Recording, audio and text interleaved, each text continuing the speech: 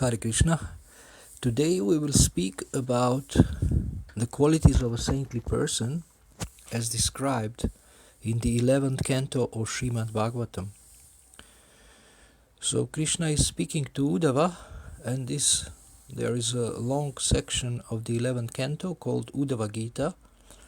So this is part of Uddhava Gita, or song for Uddhava.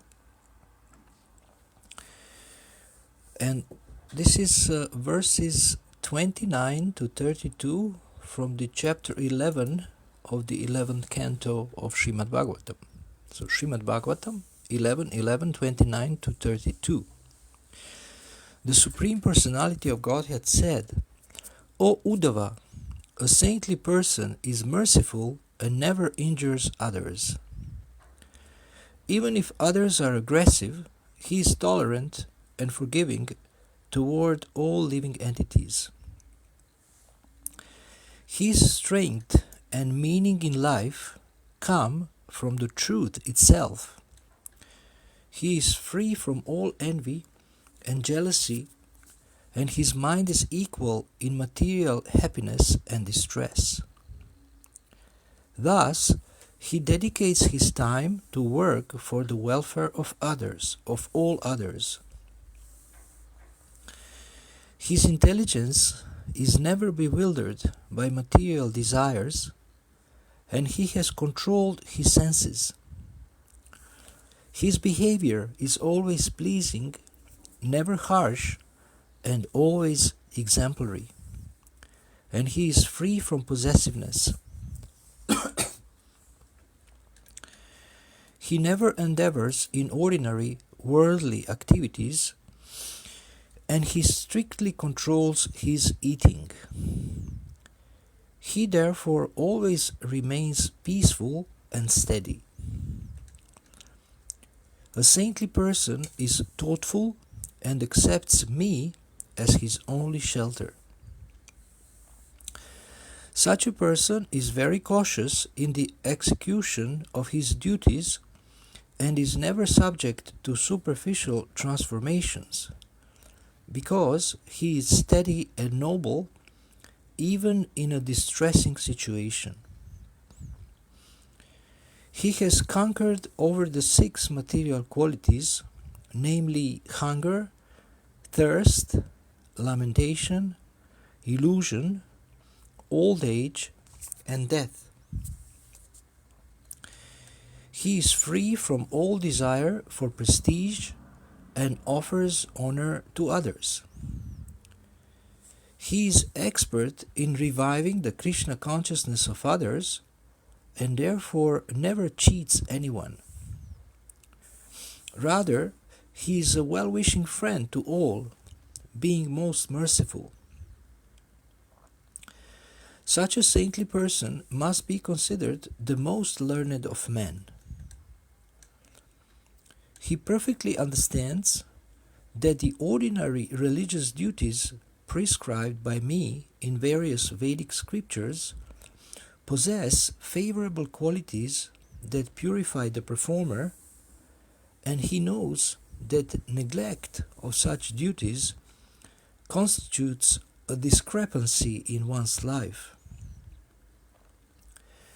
Having taken complete shelter at my lotus feet, however, a saintly person ultimately renounces such ordinary religious duties and worships me alone.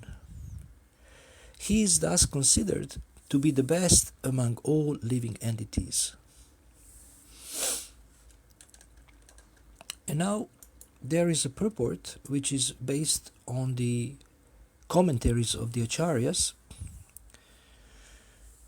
Verses 29 to 31 described 28 qualities of a saintly person, and verse 32 explains the highest perfection of life. According to Srila Bhaktisiddhanta Saraswati Thakur, the 7th quality, Mat Sharana, or taking complete shelter of Lord Krishna, is the most important. And the other 27 qualities automatically appear in one who has become a pure devotee of the Lord. As stated in Srimad Bhagavatam 5.18.12, Yasyasti bhaktir bhagavati akinchana sarvair gunais tatra samasate suraha. The 28 saintly qualities may be described as follows. 1. Kripalu. A devotee cannot tolerate seeing the world merged in ignorance and suffering the whiplashes of Maya. Therefore, he busily engages in distributing Krishna consciousness and is called Kripalu or merciful. 2. Akrita droha. Even if someone is offensive toward a devotee does not become offensive in return. Indeed, he never acts against the interest of any living entity. One may argue that great Vaishnava kings such as Maharaj Yudhishthir and Parikshit Maharaj executed many criminals. However, when justice is properly administered by the state, then sinful, destructive persons actually benefit from their punishment because they become freed from the severe karmic reactions to their illicit activities. A Vaishnava ruler gives punishment not out of envy or malice, but in faithful obedience to the laws of God. The Mayavadi philosophers who want to kill God by imagining that He does not exist are certainly Krita Droha, or most injurious to themselves and others. The impersonalist imagines that he himself is supreme and thus creates a most dangerous situation for himself and his followers. Similarly, the karmis, who are dedicated to material sense gratification, are also killers of the self, because by their absorption in material consciousness, they lose all chance of experiencing the absolute truth and the truth of their own self. Therefore, all living entities who come under the control of materialistic regulations and duties are unnecessarily harassing themselves and others, and the pure Vaishnava feels great compassion and concern for them. A devotee never uses his mind, body, or words to perform any act harmful to the welfare of any living entity. 3. Titikshu. A devotee forgives and forgets any offense against himself. A Vaishnava is personally detached from his material body, which is made of pus, stool, blood, and so on. Therefore, the devotee is able to overlook the obnoxious behavior he sometimes meets with in the course of preaching work, and always deals with people as a perfect gentleman.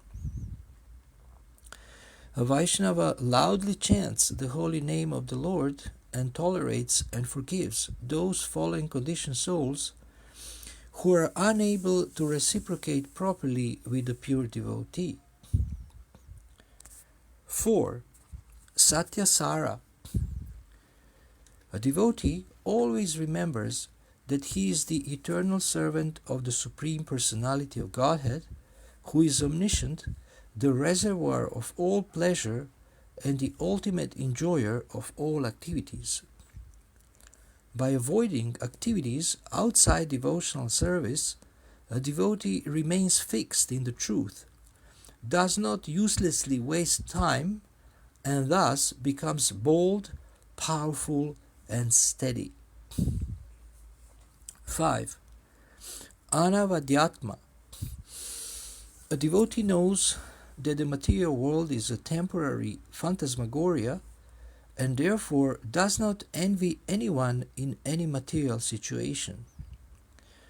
He never tries to agitate others or criticize them unnecessarily. 6. Sama. A devotee remains steady and equal in material happiness or distress, fame or infamy. His actual wealth is his consciousness of Krishna, and he understands that his real self-interest lies outside the scope of material nature. He does not become excited or depressed by external events, but remains fixed in consciousness of the omnipotency of Lord Krishna. 7. Sarvapakaraka. Neglecting one's selfish desires and working for the satisfaction of others is called paropakara, whereas causing trouble to others for one's personal gratification is called parapakara. A devotee always works for the pleasure of Lord Krishna, who is the resting place of all living entities, and thus a devotee's activities are ultimately pleasing to everyone. Devotional service to Lord Krishna is the perfectional stage of welfare work, since Lord Krishna is the supreme controller of everyone's happiness and distress. Foolish persons, under the influence of false egotism, considering themselves to be the ultimate well-wishers of others, execute superficial materialistic activities rather than attending to the eternal happiness of others. Because a devotee remains pure and engages in missionary activities, he is everyone's best friend. 8. Kamair ahatadhi. Ordinary persons see all material things as objects for their personal gratification and thus try to acquire or control them. Ultimately, a man wants to possess a woman and enjoy sex gratification with her. The Supreme Lord supplies the desired fuel that causes the fire of lust to burn painfully in one's heart. But the Lord does not give self-realization to such a misguided person. Lord Krishna is transcendental and neutral, but if one is eager to exploit the Lord's creation, the Lord gives one facility through Maya, and one becomes cheated of real happiness by entangling himself in the false role of a great and lusty enjoyer of the world. On the other hand, one who has taken full shelter of Krishna is enriched with perfect knowledge and bliss and is not cheated by the seductive appearances of the material world. A pure devotee does not follow the path of the foolish deer, which is seduced by the hunter's horn and killed. A devotee is never attracted by the sensuous entreaties of a beautiful woman, and he avoids hearing from bewildered karmis about the so-called glories of material acquisition. Similarly, a pure devotee is not bewildered by aroma or taste. He does not become attached to sumptuous eating, nor does he spend the whole day making arrangements for bodily comfort.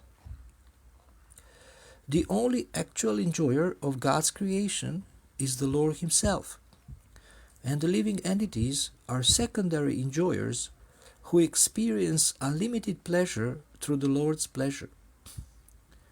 This perfect process of experiencing pleasure is called Bhakti Yoga or pure devotional service, and the devotee never sacrifices his auspicious position of steady intelligence even in the face of so-called material opportunity. 9. Danta. A devotee is naturally repelled by sinful activities and controls his senses by dedicating all his acts to Krishna. This requires steady concentration and a cautious mentality. 10. Mridu. A materialistic person will always see people as friends or enemies, and thus will sometimes justify cruel or small-minded behavior in order to subdue his opponents. Since a devotee has taken shelter of Lord Krishna, he does not consider anyone his enemy and is never disturbed by the tendency to desire or enjoy the suffering of others. Thus, he is mridu, or gentle and sublime. 11. Shuchi. A devotee never touches that which is impure or improper, and simply by remembering such a pure devotee, one is freed from the tendency to sin. Because of his perfect behavior, a devotee is called Shuchi, or pure. 12. Akinchana. A devotee is free from possessiveness and is not eager to enjoy or renounce anything, since he considers everything to be Lord Krishna's property. 13. Aniha. A devotee never acts on his own behalf, but rather for the service of Lord Krishna. He is therefore aloof from ordinary worldly affairs. 14. Mita Buk.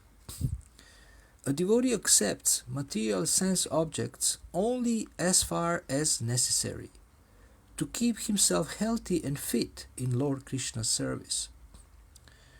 He is therefore not entangled by his sense activities and never injures his self-realization. When necessary, a devotee can give up anything for Lord Krishna's service, but he does not accept or reject anything for his personal prestige. 15. Shanta. Those trying to exploit the Lord's creation are always disturbed. A devotee, however, is detached from such pointless activities and understands sense gratification to be diametrically opposed to his self-interest. Being always engaged according to the Lord's desire, he remains peaceful. 16. Stira. Remembering that Lord Krishna is the basis of everything, a devotee does not become fearful or impatient. 17. Mat Sharana. A devotee does not take pleasure in anything except serving Lord Krishna and is constantly attentive in the execution of his duties. A devotee knows that only Lord Krishna can protect him and engage him in useful work. 18. Muni. A devotee is thoughtful and through intelligent contemplation avoids becoming distracted from his spiritual advancement. By intelligence, he is freed from doubts about Lord Krishna and confronts all problems in life with steady Krishna consciousness. 19. Apramata. One who forgets the Supreme Lord is more or less crazy, but the devotee remains sane by offering his activities to Lord Krishna. 20. Gabiratma. As a devotee merges into the ocean of Krishna consciousness, his own consciousness becomes deeper and deeper.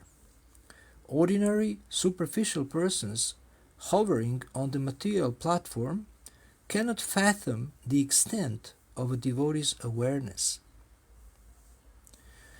21. Dritiman. By controlling the urges of the tongue and genitals, the devotee remains steady and patient and does not impulsively change his position. 22. Jita Shadguna. By spiritual knowledge, a devotee is able to conquer the pushings of hunger, thirst, lamentation, illusion, old age, and death. 23. Amani. A devotee is not puffed up, and even if he is famous, he does not take such fame very seriously. 24. Manada. A devotee offers all respects to others, since everyone is part and parcel of Lord Krishna. 25. Kalya. A devotee is expert in making people understand the truth of Krishna consciousness. 26. Maitra. A devotee does not cheat anyone by encouraging them in the bodily concept of life. Rather, by his missionary work, a devotee is the true friend of everyone. 27. Karunika. A devotee tries to make people sane and thus is most merciful. He is paradukaduki, or one who is unhappy to see the unhappiness of others. 28. Kavi. A devotee is expert in studying the transcendental qualities of Lord Krishna and is able to show the harmony and compatibility of the Lord's apparently contradictory qualities.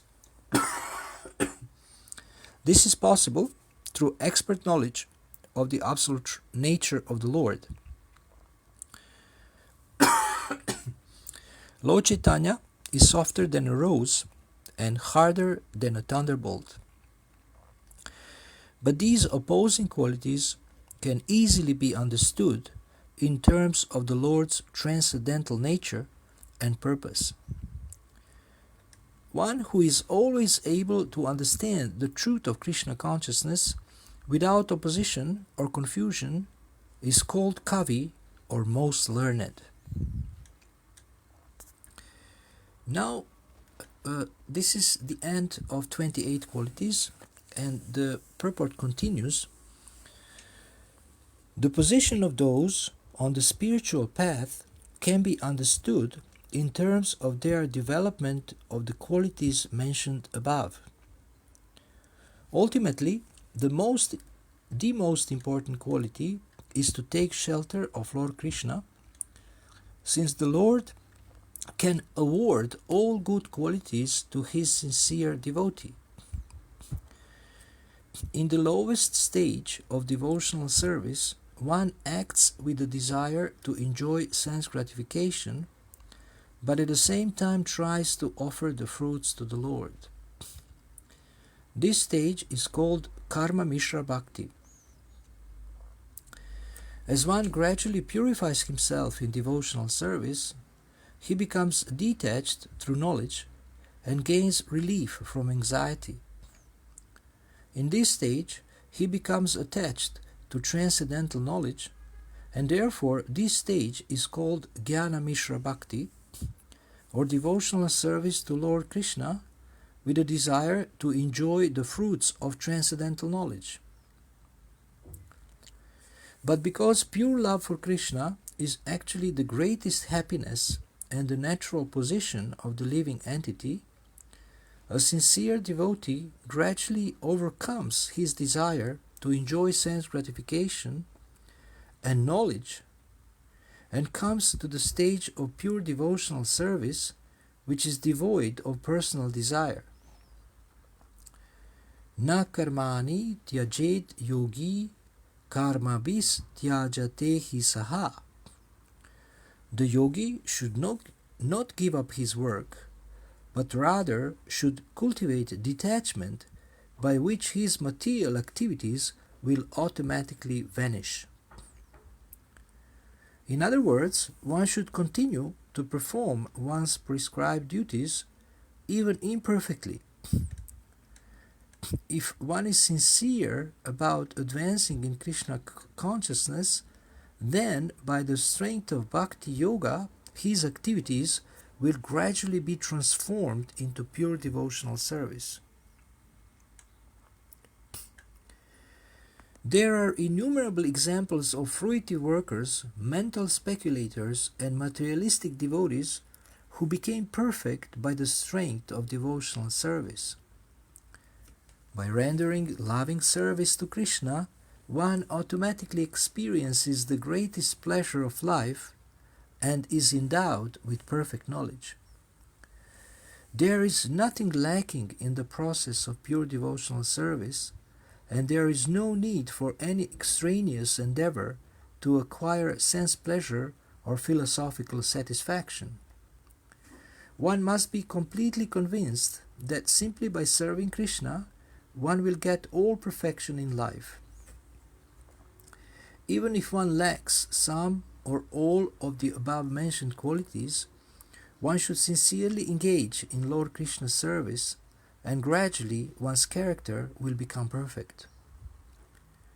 One who is a sincere devotee of Lord Krishna will develop all godly qualities by the mercy of the Lord, and one who is already serving the Lord with the above-mentioned qualities is to be understood as the greatest devotee.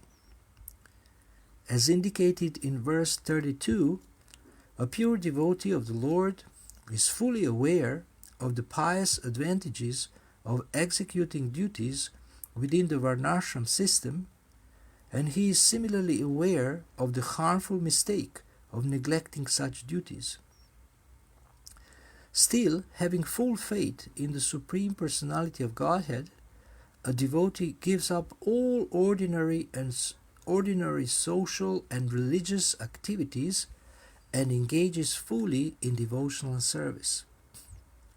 He knows that Lord Krishna is the ultimate source of everything and that all perfection comes from Lord Krishna alone. Because of his extraordinary faith, the devotee is called Sattama, or the best among all living beings. As explained by Srila Rupa Goswami in Upadeshamrita, a devotee who has not yet developed the good qualities mentioned above, but is nevertheless sincerely endeavoring for Krishna consciousness, should receive the mercy of superior Vaishnavas.